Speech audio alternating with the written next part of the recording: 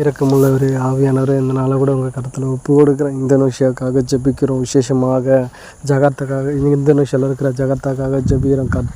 இந்த நாளில் கூட விபத்து ஏற்பட்டிருக்கிறது என்று பார்க்குறோம். ஆவியானவரே, அந்த தீயில கிட்டத்தட்ட 20 பேர் மரித்து போயிருக்காங்கன்ற தகவலை கேள்விப்படுறோம். கர்த்தர் இறங்குவீராக, கர்த்தர் மனம் இறங்குவீராக, அவங்க குடும்பத்தை ஆற்றுவீராக, தேற்றுவீராக. ஆவியானவரே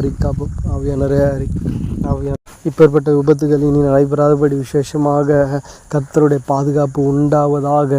கர்த்தர் நகரத்தை காவலாளி வீழ்த்திருக்கிறது விருதான் பார்க்குறோம். ஆவியானவரே, என் சமூகம் முன்பாக செல்லும் தூதர்கள் தங்கள் கீழே விழாதபடி, தூதர்கள் தங்கள் பாதம் கல்லில் விழாதபடி, தூதர்கள் தங்கள் கரங்களில் ஏந்தி கொண்டு போவார்கள் என்று பார்க்கிறோமே. கர்த்தர் பாதுகாப்பீராக, பாதுகாத்து கொள்வீராக. இந்த பண்டிகை நாட்களில் விசேஷித்த பாதுகாப்பு உண்டாவதாக. இந்த கிறிஸ்மஸ் நாட்களில் விசேஷித்த பாதுகாப்பு உண்டாவதாக. கிறிஸ்து நாமத்தினாலே பிதாவே, ஆமென், ஆமென்.